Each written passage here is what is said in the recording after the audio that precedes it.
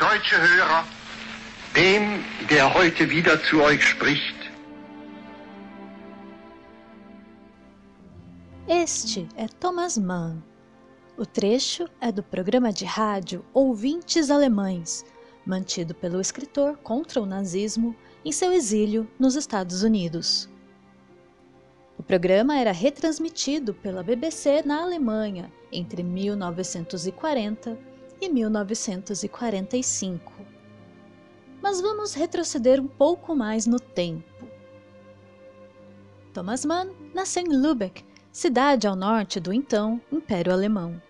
Se mudou para Munique aos 17 anos, onde iniciou sua carreira de escritor. Em 1901, publica seu primeiro romance, Os Buddenbrooks, alcançando grande notabilidade internacional e com o qual Thomas Mann recebe o Prêmio Nobel de Literatura em 1929, sendo citado pelo júri como uma das obras clássicas da literatura contemporânea. A novela A Morte em Veneza foi publicada em 1912, num contexto de grande efervescência do cenário artístico europeu.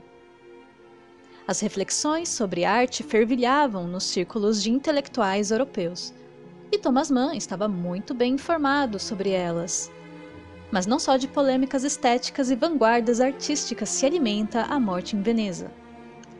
A filosofia de Platão certamente guia as reflexões sobre o belo na novela.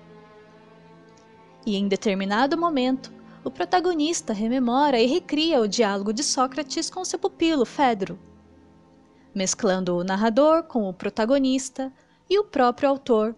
A obra também pode ser lida como um ensaio filosófico, estético e literário.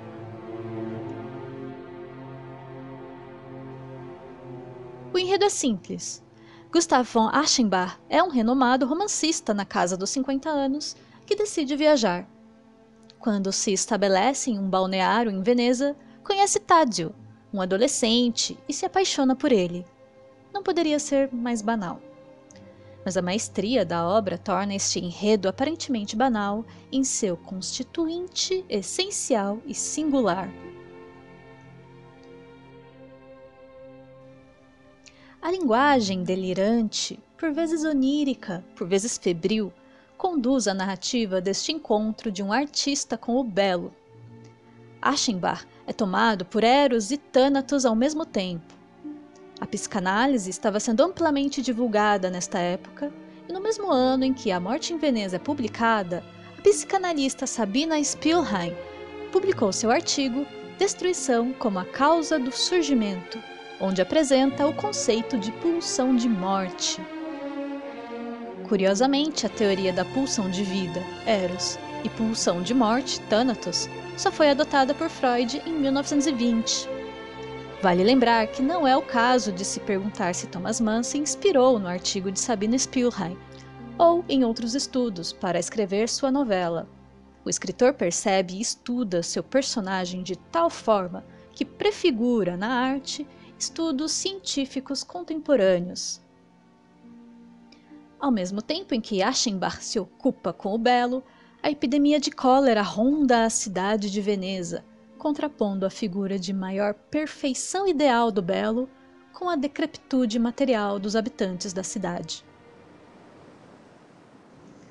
Quanta disciplina, quanta precisão de pensamento não se expressavam na perfeição juvenil desse corpo delgado, mas a vontade austera, puríssima, que na sua ação obscura conseguira trazer à luz tal plástica divina, não era ela conhecida e familiar ao artista?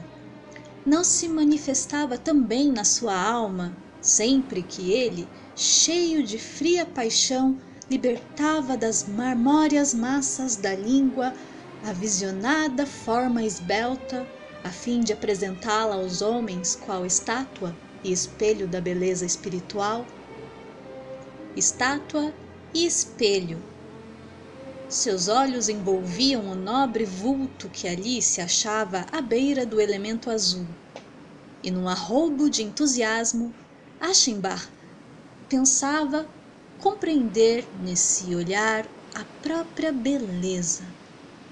A forma como a ideia divina, a perfeição una e pura que vive no espírito e cuja imagem, cujo símbolo lá se erguia, graciosa e leve, no intuito de ser adorado.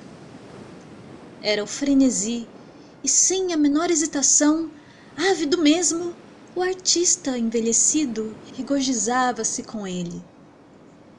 Seu cérebro produzia, sua cultura começava a efervescer, sua mente ressuscitava vetustos pensamentos que lhe haviam sido legados nos tempos da sua mocidade. Porém, nunca tinham recebido o calor vital do fogo próprio. Não estava escrito que o sol desviava a nossa atenção dos assuntos intelectuais para as coisas sensíveis? Afirmava-se que ele aturde e enfeitiça a nossa inteligência e memória a tal ponto que a alma de tanto prazer se esquece da sua situação verdadeira e se agarra, tonta de pasmada admiração, ao mais formoso dos objetos banhados pelo sol. Então, não conseguirá elevar-se ao nível de considerações sublimes, a não ser com o auxílio de um corpo. Cupido deveras emulava os matemáticos que costumavam mostrar às crianças ignorantes imagens palpáveis de formas puras. Também o Deus, para tornar visível a esfera espiritual, gostava de aproveitar as figuras e as cores da juventude humana, que enfeitava com todos os reflexos da formosura, para que servissem de instrumento da recordação, cuja contemplação devia ativar em nós a dor e a esperança.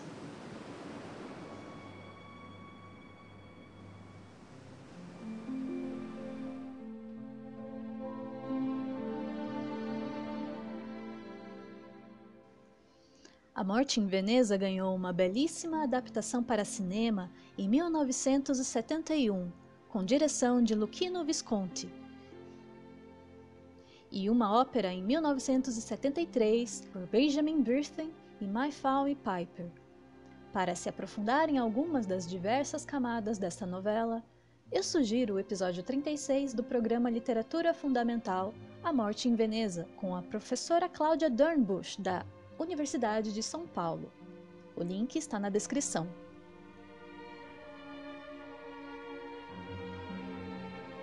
Pago o gondoleiro e fico por aqui. Te espero no próximo episódio de Travessia.